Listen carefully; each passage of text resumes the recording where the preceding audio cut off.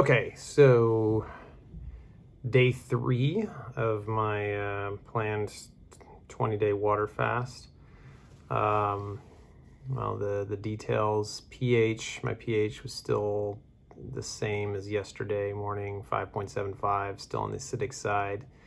My weight, I had that initial major drop in weight, but today I weighed myself again at around the same time and ended up being about just a little bit less than yesterday. So 205.6 yesterday, 205.3 today. Water, approaching 3 liters of water, which seems to be the amount that I kind of naturally want to drink right now. So that's that. Man, I think I went to the bathroom about 4 times. Water pH was a little bit higher today, 9.58. TDS, parts per million, 115. EC, 230. So those are those metrics. One thing that was really interesting that occurred was, last night I ended up skipping meditating. I use these headsets and listen to the binaural beat meditation, and my ear, I was a little irritated. Like there's like a little something that's sore in my ear that was just being agitated by keeping the headphones on. So I opted to not do that. I ended up just still watching some videos and stuff, so I definitely wanted to get to bed earlier, and unfortunately I didn't actually get to totally have the phone off, everything off, totally like closed eyes, falling to sleep until like about 1 a.m. So that was definitely much later than I had planned on it. But what was interesting was I had set an alarm for like 8:30 a.m., something like that. And this morning I just woke up. I just suddenly woke up at 6:30, no alarm clock. Just woke up at 6:30 a.m. Not having like a super strong urge, need to go to the bathroom or like super thirsty. It didn't occur to me like either of those were like super strong. It was just, I just woke up, So I found that kind of interesting, which I'm like, again, making reference to my other fasting experience, there was a point came where my sleeping schedule started changing automatically. Like I just started waking up much earlier and just needing less sleep. So we'll see if that continues till tomorrow. But I'm definitely gonna consciously go to sleep earlier. It's only 9:50 right now p.m. So it's definitely a lot earlier a little earlier than I'm recording this. What else? Still having more like feelings of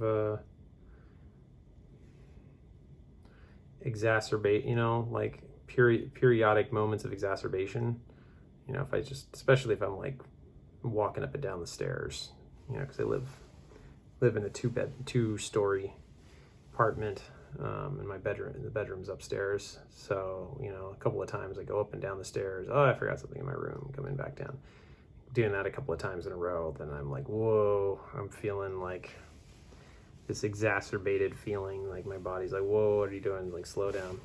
Don't push so hard. So I'm definitely having that sensation.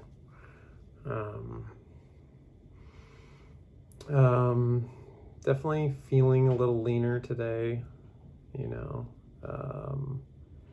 I had the same, like I said, back to the water, did the drops. I did the 60 drops in each 1.5 liter bottles. So that I'm definitely getting my electrolytes in. Took a shower, did a cold shower today, partially cold. Stood in the cold for like 3 minutes with a timer. Wanted to try out some, experiment with some other things. A little bit of cold therapy, still icing myself down, my busted collarbone and big toe and stuff. And then, yeah, let's see, today was, yeah, I had moments of like wanting to really do a bunch of stuff to get things done, and then followed by periodic moments of just like feeling kind of tired. I need to like lay down, or at least sit down on the couch and just kind of chill out for a little bit, before the night. I'm like, oh, okay, I feel like getting up again and keep going. So that's kind of been my experience so far. So definitely having a vigorous work schedule that's like you're just going nonstop from morning till night is definitely probably not going to work with trying to do a fast like this, because you just got to be accepting that there's times where your body is just like, nope, we gotta rest, we gotta slow down, take a break, taking frequent, it's more like feeling like I'm taking frequent breaks. I'm doing some work, just not heavy lifting work, or fast-paced work where I'm like exerting myself.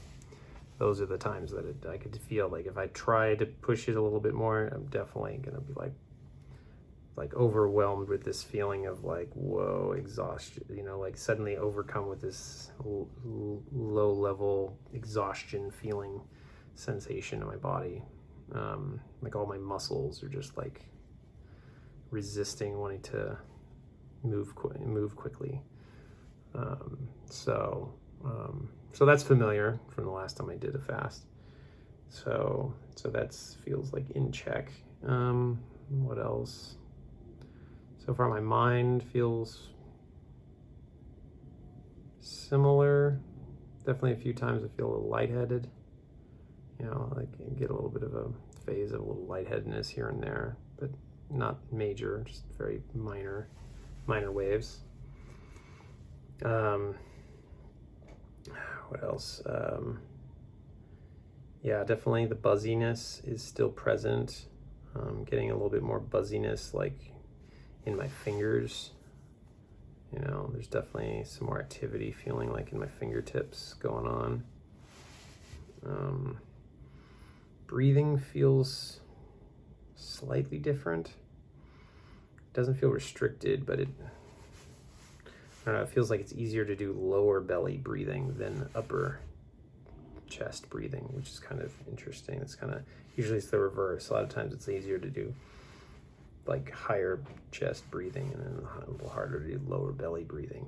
At least that was my experience before, but so that's one thing I'm noticing also right now. What else?